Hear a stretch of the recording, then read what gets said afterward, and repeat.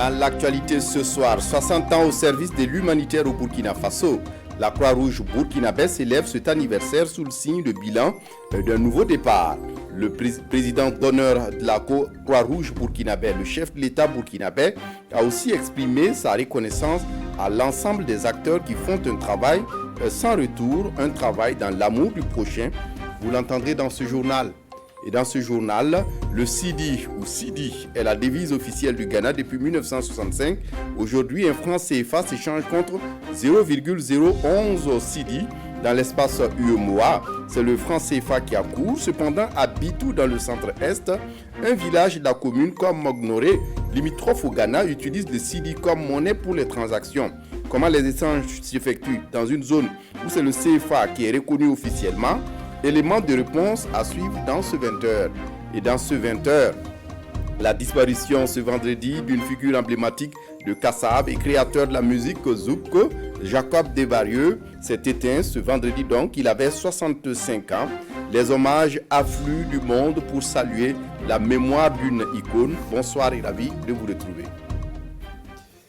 La Croix-Rouge burkinabé commémore ses 60 ans d'existence.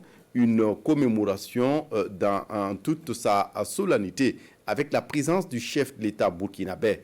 Le thème retenu pour cette célébration, 60 ans d'action humanitaire, bilan, défis et perspectives. Président d'honneur de la Croix-Rouge burkinabé, le chef de l'État burkinabé a aussi exprimé sa reconnaissance à l'ensemble des acteurs qui font un travail sans retour, un travail dans l'amour du prochain. En rappel, la Croix-Rouge burkinabé a été créée le 31 juillet 1961 et sur la base des conventions de Genève et des protocoles additionnels auxquels le Burkina Faso est partie prenante. Pascal Canet.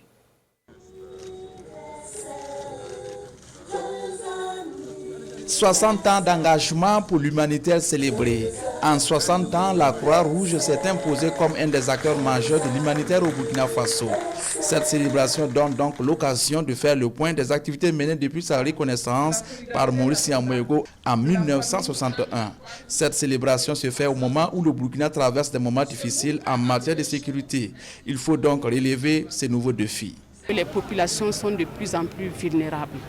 Donc vous comprenez qu'en tant qu'acteurs humanitaires, nous sommes toujours interpellés et nous voulons être prêts pour cela, prêts pour répondre comme nous l'avons fait pendant les 60 ans. Nous voulons continuer et renforcer. Et c'est pour moi l'occasion surtout de lancer un appel à la jeunesse. Vous avez vu que nous avons dit que le troisième pilier, les volontaires, sont le pilier important de notre mouvement. Donc nous avons besoin de volontaires, des gens qui veulent aller au secours des autres, des gens qui ont la compassion, qui peuvent être utiles à l'autre et qui se rendent utiles à l'autre. En tant que président d'honneur de la Croix-Rouge burkinabé, le président du Faso est venu encourager les volontaires pour le travail abattu sur le terrain. Ils font un travail sans retour, ils font un travail dans l'intérêt, dans l'amour du prochain. Et je pense que cela est important que nous nous mettions en tête que nous avons tous, chacun à son niveau, un rôle à jouer dans ce sens. Donc voilà ce que je suis venu dire et également encourager toujours à la réflexion pour voir comment nous allons continuer à faire face aux défis qui nous attendent, je dirais, devant encore. Ce qui est certain, comme vous l'avez constaté, aussi bien les abris pour les personnes qui quittent leur zone, aussi bien la formation pour la culture, les plantes et la transformation pour permettre une certaine autonomisation aussi bien des femmes et des jeunes. Je pense que c'est autant d'activités au-delà de l'humanitaire qui permettent, comme on a dit, de préserver, je dirais, le respect de la personne humaine et sa dignité. Et je crois que c'est cela qui est important quand on est dans des situations de difficulté. À l'occasion, le représentant du comité international de la Croix-Rouge a remis au président de la Croix-Rouge burkinabé la lettre du premier président de la Croix-Rouge burkinabé, Joseph Konambo, adressée au CICR. Avant de quitter le siège de la Croix-Rouge burkinabé, le président du Faso a signé le livre d'or pour marquer son passage à l'occasion de cet anniversaire.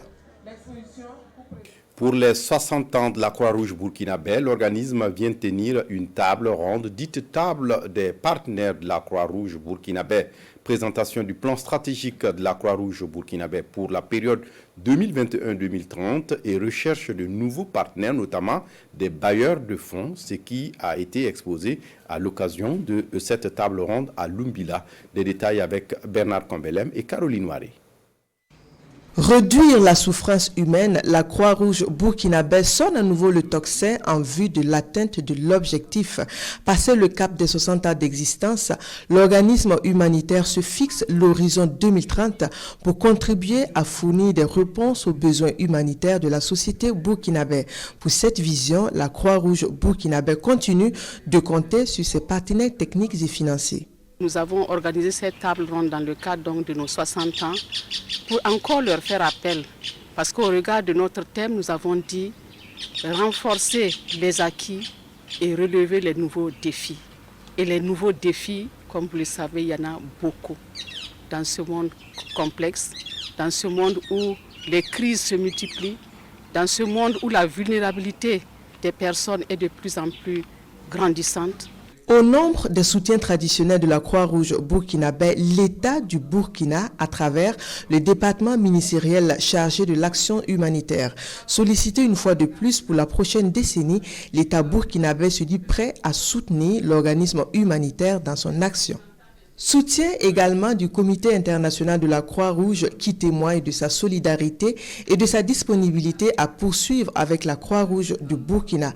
En dehors de ses partenaires traditionnels, le plan stratégique 2021-2030 de la Croix-Rouge burkinabé vise tout soutien nouveau inscrit dans le cadre de l'action humanitaire.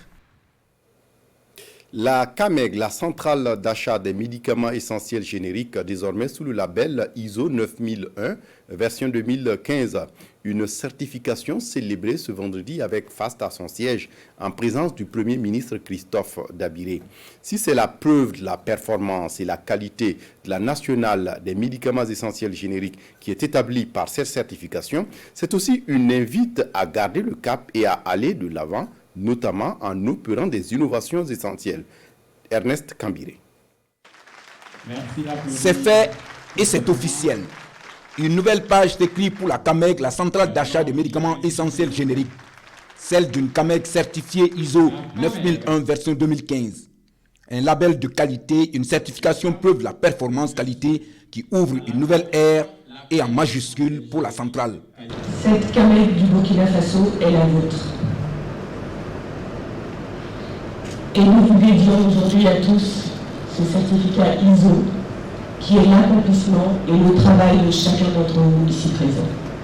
Conforté donc pilier essentiel et incontournable du système burkinabé de la santé, cette certification concrétise un projet d'une trentaine d'années, gage d'une assurance supplémentaire offerte aux populations et aux partenaires techniques sur les conditions d'achat, de stockage et de distribution de la CAMEG que le Burkina tout entier célèbre aujourd'hui avec fierté. Toutes nos admirations à tous les détenteurs d'enjeux qui font de la CAMEG ce qu'elle est aujourd'hui et qui permet à la CAMEG de faire des performances pour accompagner le ministère de la Santé afin que nous puissions offrir des soins de qualité avec des médicaments de qualité accessibles et à moindre coût. Tampon de la fluctuation des prix des médicaments sur le marché burkinabé, la CAMEG est et restera le prolongement naturel d'une vision. Et c'est d'ailleurs ce qui justifie le déplacement du Premier ministre chef du gouvernement ici à la plateforme logistique. Je suis venu à la CAMEG pour magnifier l'excellence de cette structure qui a été créée il y a une trentaine d'années. Et au moment où on l'a créée, personne ne s'attendait à ce qu'elle connaisse ce développement que nous apprécions aujourd'hui et qui est reconnu au niveau international par cette certification ISO 9001 version 2015. C'est une fierté pour le Burkina Faso d'avoir créé la CAMEG il y a 30 ans. C'est une fierté de servir d'exemple aujourd'hui en Afrique de l'Ouest pour ce qui concerne l'approvisionnement de nos pays en médicaments essentiels génériques. J'ai tenu également à venir, à travers la CAMEG, saluer la vision et le leadership du président du Faso. Et pour avoir contribué à planter et entretenir l'arbre CAMEG, dont profitent aujourd'hui tous les Burkinabés, Christophe Dabiré, le Premier ministre chef du gouvernement, voit ici la salle de conférence de la plateforme porter son nom pour l'éternité. Et puis le président de l'Assemblée nationale rend visite à la station terrestre de Burkina Sat 1, basée à Koudougou. Il dit être allé encourager les travaux du professeur Frédéric Ouattara et son équipe. Il a pu aussi et surtout se faire une idée du travail mené dans le centre. Vincent Tiendrebego. Le président de l'Assemblée nationale à la station terrestre de Burkina Sat 1. De passage à l'université Norbert Zongo de Koudougou, Alassane Balaza Kandé va à la découverte du satellite burkinabé en chantier. Après le Premier ministre il y a quelques mois, le chef du Parlement burkinabé se fait expliquer le fonctionnement du satellite en gestation, totalement financé par l'État burkinabé pour une utilisation civile. La station terrestre déjà effective depuis bientôt 1 an, le CubeSat est actuellement en construction, selon l'équipe du projet dirigée par professeur Frédéric Ouattara. Et pour nous, c'est un honneur pour tout le Burkina Faso. D'habitude, même quand on était petit, on a coutume d'entendre dire les chercheurs burkinabés cherchent et ils ne trouvent pas. Et là, je pense qu'ils ont cherché, ils ont trouvé quelque chose de spectaculaire en ce qui nous concerne, quelque chose qui peut vraiment participer au changement du quotidien de tous les Burkinabés, pourvu qu'on y croit, pourvu qu'ensemble nous puissions soutenir le projet. Et donc pour nous, c'est une occasion, au nom de tous les parlementaires, au nom du peuple burkinabé, de remercier et de féliciter le professeur Ouattara pour ce qui nous a été donné de voir. Il nous a expliqué à quelle fin nous pouvons utiliser tout ça. Donc je pense que c'est très important dans plusieurs domaines, que ce soit dans le domaine de l'agriculture, de l'élevage, de la recherche, un peu de tout ça. C'est quelque chose qui, si nous prenons la chose au sérieux et que nous donnons l'importance qu'il faut à cette trouvaille-là, nous allons révolutionner beaucoup de choses au Burkina Faso ici. L'université Norbert Zongo, qui reçoit la visite du président de l'Assemblée nationale, est en plein chantier. D'une pierre, deux coups, Alassane Balaza Kandé fait un petit tour du chantier, conduit par le ministre de l'Enseignement supérieur, de la Recherche et de l'Innovation, professeur Alkassoum Maïga.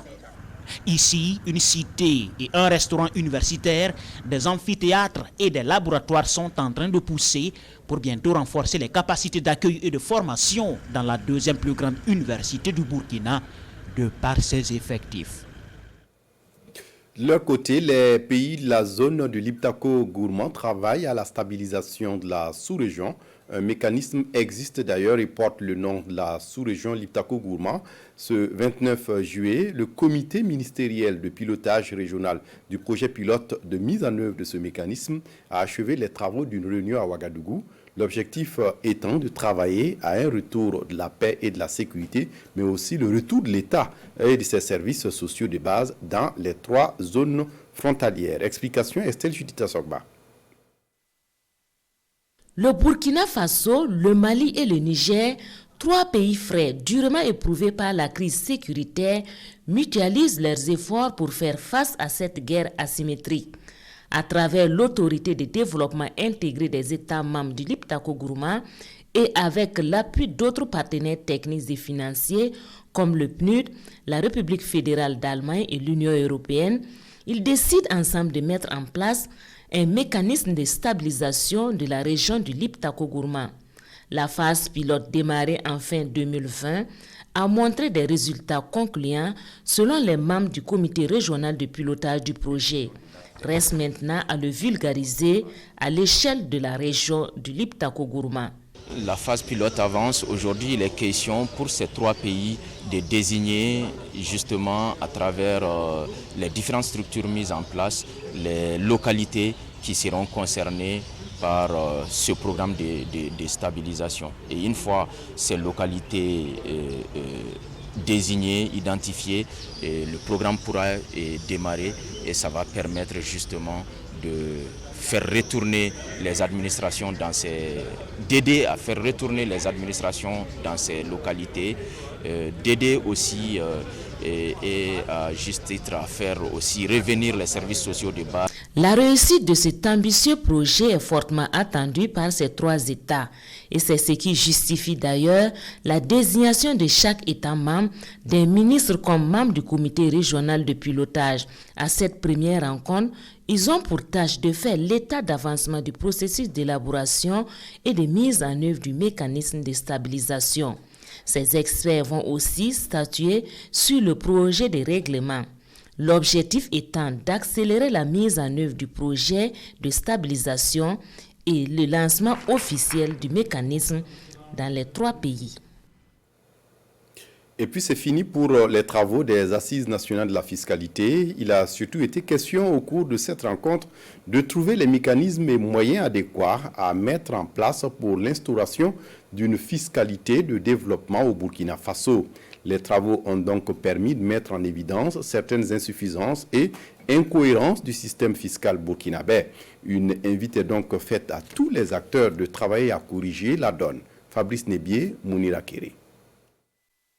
Les échanges sont principalement orientés sur les faiblesses du système fiscal burkinabé et l'attention des participants axée sur la fiscalité environnementale, la facture normalisée, la patente des transporteurs, la fraude fiscale intérieure et internationale, entre autres. Au moins 8 recommandations sont formulées à l'issue des travaux. Définir la répartition du pouvoir fiscal dans le processus d'élaboration des normes fiscales et douanières, de mettre en place un mécanisme de suivi des normes fiscales et douanières, de lutter efficacement contre la fraude fiscale sous toutes ses formes, d'adopter un statut qui valorise la compétence des ressources humaines de l'administration fiscale. Civisme fiscal, intégrité, probité, compétences professionnelles des agents, la qualité des dépenses et le respect du bien public sont les maîtres mots à l'ordre du jour de ces assises nationales de la fiscalité. Une rencontre qui, selon le ministre de l'Économie, des Finances et du Développement, a tenu toutes ses promesses. Nous repartons pour ces assises-là très satisfaits. Et je pense qu'ils ont fait une recommandation pertinente de réfléchir dans la même lancée sur la qualité des dépenses. Vous avez vu des recommandations qui vont dans le sens d'instaurer plus de civisme fiscal en exigeant justement que tous ceux qui veulent se présenter à des mandats électifs puissent donc faire preuve de civisme fiscal. Un comité sera bientôt installé pour analyser ces recommandations, rassure le ministre Lassane Kabore. Cela dans le but de se conformer à l'objectif principal de ces assises qui consiste à optimiser la mobilisation des ressources intérieures pour financer le développement du Burkina. Les entreprises de presse privées bénéficiaires du fonds d'appui sont rentrées ce 30 juillet en possession de leur chèque. Plus d'une centaine d'entreprises ont bénéficié de ce fonds d'appui. Le montant alloué par l'État, dont le montant s'élève cette année à 400 millions de francs CFA. Selon le directeur général du fonds, Ibrahim Ag Mohamed, c'est une aide qui ambitionne appuyer les médias du secteur privé dans leur mission d'exécution du service public. On fait le point avec Fabrice Nebié, Isaka Nana. 106 organes de presse privés sont bénéficiaires de ce fonds d'appui. Pour cet exercice 2021, l'Observatoire burkinabé des médias OBM et l'Association des éditeurs et publicateurs de journaux en langue nationale reçoivent également des subventions à titre exceptionnel. 9 entreprises de presse, par contre, ont vu leurs dossiers rejetés. Les presses dont les dossiers ont été rejetés, les conditions n'étaient pas aussi exigeantes. On demandait de déclarer, par exemple, d'avoir au moins 2 journalistes déclarés à la CNSS, d'avoir 1 an d'existence et de parution régulière certifiée par le Conseil supérieur de la communication. Donc ce n'était pas, à mon avis, des conditions vraiment assez exigeantes. Pour les journaux en langue nationale, vous conviendrez avec moi que c'est une situation assez exceptionnelle. Ces journaux ont besoin vraiment d'être soutenus et afin de pouvoir participer à la construction de la démocratie, afin de pouvoir participer aussi à la valorisation de la culture à travers les langues nationales et à renforcer les acquis de l'alphabétisation. Nous sommes heureux aujourd'hui de recevoir cette subvention. Le montant alloué à chaque organe va de plus d'1 million à 8 millions de francs CFA. Une aide financière de l'État pour appuyer les médias du secteur privé dans leur mission d'exécution du service public, de sensibilisation et de communication. C'est de l'argent public et l'utilisation de l'argent public doit remplir une condition et c'est celle de justifier. Et Et on attend que cet argent qui a été utilisé soit justifié afin que l'année prochaine, on puisse continuer à servir cet argent pour permettre aux entreprises de mieux vivre. Et le secrétaire général du ministère de la Communication d'inviter les bénéficiaires de la subvention à faire bon usage de cet appui financier et à travailler davantage afin de transformer leurs médias en des unités économiquement viables et socialement stables.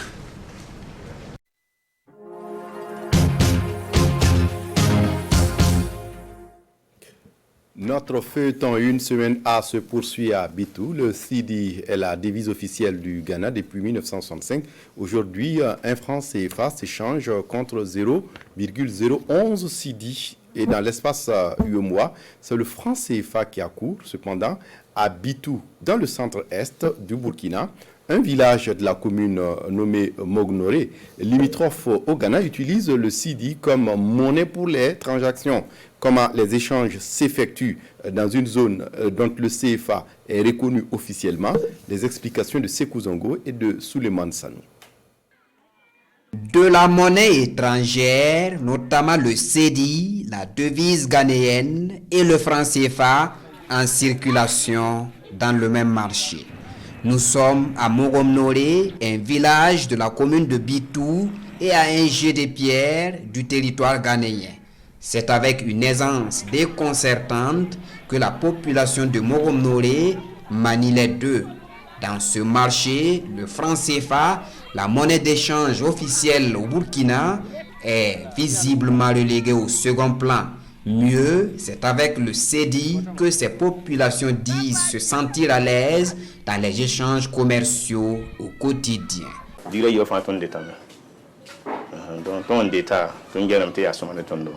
Dans nos échanges commerciaux, nous acceptons aussi bien le CEDI que le CFA. Cela ne nous pose aucun problème. Le principe d'échange est flexible et nous nous comprenons bien.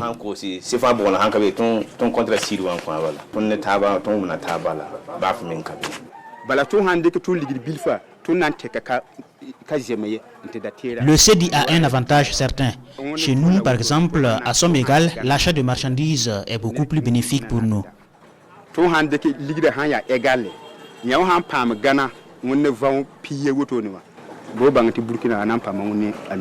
plus, le CEDI est une ouverture au monde du commerce, expliquent les habitants de Mogomnoré.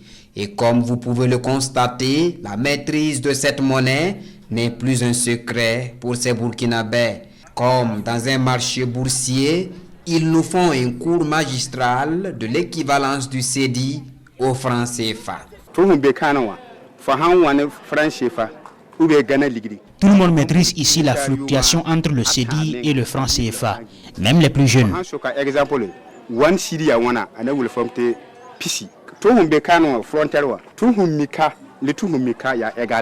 Ça c'est CEDI, ça c'est CFA. Le franc CFA, le franc ghanéen CEDI. En tout cas, on le connaît bien. On le mange comme ça. Et au marché même ici, on peut échanger ça. On travaille ensemble. Si ils viennent et échangent ça, ils payent nous autres. Si nous aussi on part là-bas, on échange ça, CEDI, on paye. Si il arrive ici, il prend le CEDI, il échange à CFA, il paye ce qu'il veut. Parfaite connaissance donc du CEDI ici par les personnes de tous âges. Néanmoins, le seul problème avec cette monnaie ghanéenne, c'est l'instabilité de sa valeur, regrette Oumarou Zampaligré. Hier, on vous parlait toujours dans la commune de Bitou de la culture du manioc qui nourrit son homme. Eh bien, la production de ce tubercule nourrit également sa femme. Les femmes impliquées dans la transformation du manioc à travers plusieurs sous-composantes. Sekou Zongo, Souleymane Sanou. Une unité de transformation du manioc gérée de main de maître par des personnes vulnérables, l'association des veuves et orphelins résidant à Bitou, à Vorbe. Le manioc produit dans plusieurs villages de la commune de Bitou est transformé au siège de cette association afin de générer des revenus au bénéfice des veuves et orphelins. C'est à travers le bénéfice du manioc qu'on paye les femmes qui travaillent sur la transformation. Nous sommes nombreuses, c'est vrai, mais ce n'est pas toutes les femmes qui travaillent dans la transformation du manioc. Nous avons 15 femmes qui travaillent dans la transformation. Et c'est suite à ces bénéfices-là, on prend le bénéfice du mois par mois, on calcule le bénéfice et on divise en 3. Une part revient aux femmes qui travaillent ici comme leur motivation et une part reste pour le fonctionnement de l'association et une autre part pour aider nos orphelins. Voilà. Maintenant, leur motivation, ça dépend. Il y a des mois là où on gagne beaucoup de bénéfices, ça peut atteindre à 40 000, à 50 000. Mais il y a des mois, s'il n'y a pas assez de bénéfices là, ils gagnent 15 000, 20 000, 25 000. Ça dépend. Éplucher, broyer, malaxer, presser, tamiser, étaler. La transformation du manioc ici, c'est toute une chaîne et les produits finis, les voici. De l'attiéké frais pour sécher, du tapioca, de la pâte de placali, de la farine pour le co-comté, des produits distribués à travers le pays et même à l'international. Par exemple, on a des clients à Saint-Pancé qu'on envoie. On a des clients au site d'or, surtout au site d'or de Mogandé, de Mogomnoré et de Noao. C'est surtout là-bas même le marché. Comme ils sont au site d'or et ils travaillent tous les jours là-bas, et on a près de 3 femmes par site d'or qui prennent en gros pour aller faire, pour détailler. Et en ville de Bitou aussi, dans la ville ici, nous avons aussi des détaillants qui viennent prendre pour aller faire vendre en détail. Voilà, et on envoie à Koupila, on envoie à Tenkodougou, on envoie à Wargaï. Et des fois aussi à Bagri. La transformation du manioc est une activité à temps plein pour les femmes de Lavore. Ces femmes arrivent à subvenir à leurs besoins et à ceux des orphelins à travers la vente des sous-produits du manioc. En 16 années d'existence, l'association des veuves et orphelins résidant à Bitou compte 85 membres adhérents et plus de 620 orphelins qui profitent des actions de ces braves femmes. Toutefois, des difficultés comme le manque de matériel de travail et ou de la matière première constituent des freins à l'activité de transformation du manioc dans cette partie du Burkina Faso. Et puis un festival dédié au Soumbala, cette épice utilisée en Afrique de l'Ouest et au Burkina Faso, est fabriquée traditionnellement avec les graines de l'arbre de Néré. C'est l'ONG Tree Aid qui est porteur du projet. Elle souhaite ainsi encourager le consommation local. Cette épice renferme des vertus inavouées et ce ne sont pas les consommateurs du riz au Soumbala qui diront le contraire. Daouda Ouattara et Solange Guigma. Les 72 heures du Soumbala, la promotion de la consommation des épices locales, c'est sous ce thème que s'ouvre la première édition du festival Soumbala. L'initiative est de Biemtama Service, une micro-entreprise qui fait la promotion des produits forestiers non liés. L'objectif, mettre en lumière cette épice aux multiples bienfaits méconnus. Également essayer de renforcer la capacité des transformatrices pour les amener à nous proposer des produits bio afin de permettre aux gens de les consommer de façon saine. Le Soumbala lutte contre les problèmes de tension artérielle. Également, le Soumbala regorge plein de vitamines, notamment la vitamine B2, la vitamine PP. Nous avons les protéines et les lipides également, qui sont des éléments qui sont vraiment très bien pour l'organisme humain. C'est une opportunité qui est donnée à toutes ces femmes-là, transformatrices, de pouvoir venir vendre aussi les produits de Soumbala pour se faire des revenus. Et Tree Aid est pleinement aligné à cet objectif-là. Donc c'est un plaisir pour nous, on ne va pas hésiter à soutenir cette initiative. C'est une exposition qui met en exergue les produits forestiers non liés, avec un point d'honneur au Soumbala exposé ici dans toutes ses facettes. Cela se passe à Ouagadougou, à l'espace Morène, du 29 au 31 juillet 2021.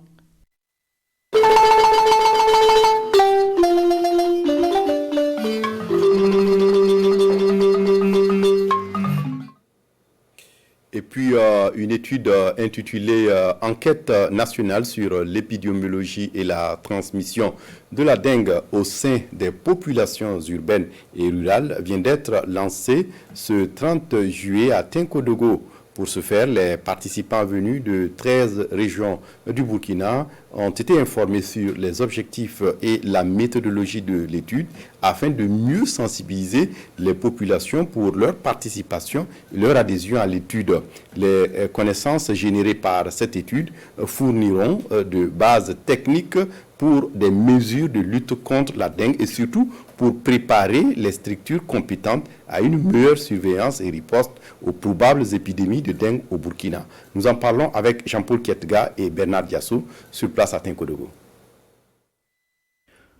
C'est un congrès scientifique organisé conjointement par le réseau de périnatalité des Hauts-Bassins, la Société burkinabé de pédiatres et l'Institut africain pour le développement de la santé. L'étude intitulée « Enquête nationale sur l'épidémiologie et la transmission de la dengue, épidène » est portée à la connaissance des autorités administratives, sanitaires, militaires et paramilitaires venues des 13 régions du Burkina, des objectifs et de sa mission pour la période 2021-2023.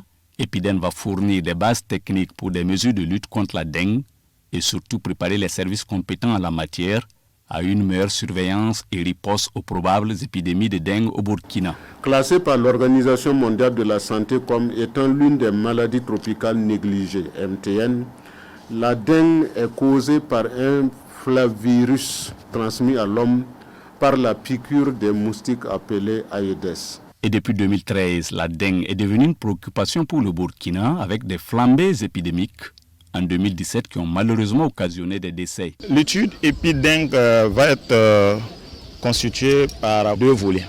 Un volet épidémiologie et qui va être basé sur des enquêtes en population.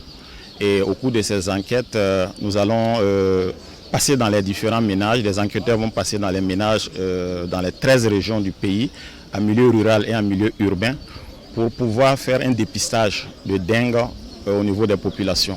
Et dans les concessions qui seront sélectionnées à cet effet, des entomologistes y mèneront des investigations afin de pouvoir identifier, dans un premier temps, le moustique de la dengue, mais aussi faire des tests avec les insecticides. Cela permettra, selon les acteurs du domaine, d'avoir des données en cas d'épidémie de dengue, de savoir quel type d'insecticide utiliser pour venir à bout de l'épidémie. Santé de la mère et de l'enfant dans le contexte de Covid-19 au Burkina Faso, c'est sous ce thème que s'est tenue du 27 au 29 juillet dernier à Bobo-Dioulasso la première édition du congrès scientifique sur la santé périnatalité. Un congrès qui a réuni 500 participants venus de Burkina Faso et de la sous-région. Ils ont pendant 72 heures échangé sur des thématiques en lien avec cette période plus large et qui concerne tous les événements survenant pendant la grossesse, l'accouchement et la période néonatale. Le point avec Karim Sissé sur place à Bobo. C'est un congrès scientifique organisé conjointement par le réseau de périnatalité des Hauts-Bassins, la Société burkinabé de pédiatres et l'Institut africain pour le développement de la santé. Un cadre de partage d'expériences entre professionnels de santé pour mutualiser les ressources, travailler en réseau en vue de contribuer à la réduction du taux de mortalité maternelle, infantile et néonatale dans un contexte de Covid-19. Parce qu'on sait que déjà la situation n'est pas du tout facile pour le couple mère-enfant, pour la prise en charge, mais le contexte Covid, il y a des lignes directives qui sont données par l'OMS, l'UNICEF et puis avec les ONG. Au niveau de chaque État, il y a des adaptations qui sont faites. C'est l'occasion en tout cas pour les acteurs de encore mieux s'imprégner de ces lignes directives pour l'application sur le terrain. Nos habitudes ont changé avec la Covid. La Covid est venue, les façons de soigner ont changé. Donc on a choisi comme thème santé de la mère et de l'enfant en période de Covid-19. Et nous avons invité nos collègues des autres pays pour voir comment eux ils font chez eux. Le domaine de la santé est transversal et nécessite une implication de tous les secteurs. Conscients de cette réalité, les initiateurs sollicitent l'accompagnement de l'Assemblée nationale, une institution qui pourrait les aider à relever avec brio le challenge qu'ils se sont fixés. Au niveau de la représentation nationale, nous allons espérer que les conclusions de ces journées scientifiques permettront bien sûr à l'Assemblée nationale non seulement de voir et également d'amener le gouvernement à avoir un droit de regard encore plus élevé sur cette question fondamentale, à savoir une prise en charge totale de la mère et de l'enfant. Près de 150 communications seront, au dire des organisateurs, prononcées à ce congrès de Bobo Dioulasso. Un congrès qui va durer 3 jours et qui réunit 500 participants venus aussi bien du Burkina que de la sous-région. Dans l'actualité ce soir, les fans de la musique zouk en deuil, Jacob Desvarieux, figure du groupe et inventeur du zouk, est mort du Covid-19. L'annonce a été faite ce vendredi. La musique de Kassav, le groupe qu'il a fondé avec d'autres amis, a bercé l'enfance de bien de gens et continue de faire des émules. Avec Kassav, Jacob Desvarieux et ses amis ont connu la gloire et surtout un énorme succès dans les années 80 en mélangeant les musiques locales pour créer un style nouveau, le zouk. Regardez. Une voix incomparable, celle de Jacob Desvarieux. Chanteur, mais aussi guitariste.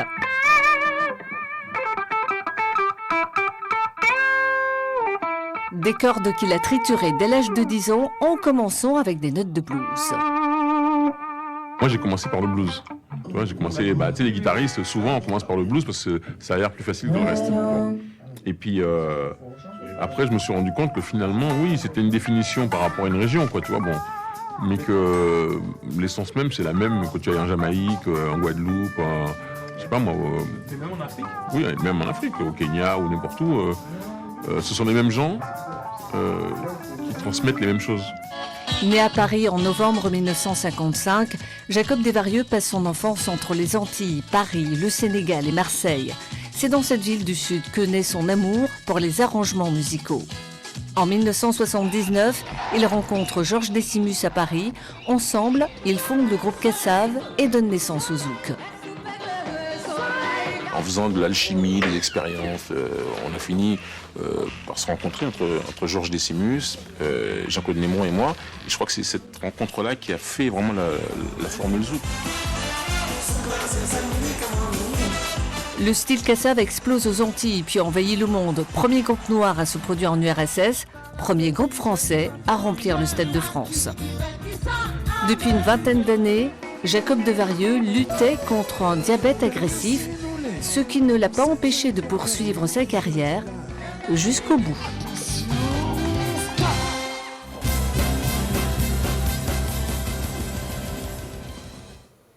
Et pour fermer ce journal, acte 4 des soirées Podium Cita, le Salon international du textile. C'est le styliste Idemava qui était à l'honneur. C'est une tribune de promotion du textile africain et à l'occasion, le créateur a présenté sa collection Toile. Marcel Thau. Une soirée podium pour rendre hommage aux acteurs du textile africain et valoriser le savoir-faire des stylistes burkinabés. Pour l'acte 4 des soirées Cita, au-delà de la promotion du Made in Burkina, il se veut par ailleurs un cadre de rencontre entre créateurs et consommateurs. Ce n'est pas n'importe qui vient se présenter aux soirées de défilé de mode Cita. Voilà, il faut en tout cas constituer des tenues à 75% de cotonnade. C'est l'une des conditions. Et nous avons vu que ce soir, en tout cas, notre styliste, il a présenté des tenues à 100% coton. Et la particularité de ce soir, c'est que c'est lui-même qui tisse. Voilà, son pain tissé et c'est lui qui fait ses créations. Ce type d'initiative doit être institutionnellement soutenu plutôt que d'essayer, par exemple, de l'organiser à un niveau gouvernemental. Il faut prendre des mesures pour soutenir des initiatives privées de ce genre afin d'exporter le textile africain et d'exporter le textile burkinabé surtout. En 4 passages, le créateur présente sa collection toute faite à base de Faso d'Anfani. Qu'il fait le CETA, ce n'est pas seulement pour le Burkina Faso, mais c'est pour l'Afrique. Ça permet aux Africains de pouvoir s'identifier. Porter africain, c'est une fierté. Donc aujourd'hui, je pense que nous, les Africains, nous devons être fiers de pouvoir porter africain. Et grâce au CETA, qui fait le tour de l'Afrique, je pense que les Africains doivent comprendre aujourd'hui que consommer africain, c'est contribuer à développer le continent africain. Une collection qu'on pouvait retrouver à cette exposition vente juste après le défilé. Les soirées Podium Cita, c'est chaque week-end un nouveau créateur et ce jusqu'en septembre prochain. On s'arrête là pour ce journal. Merci de l'avoir suivi. Très bonne suite de programmes sur la RTB. Au revoir.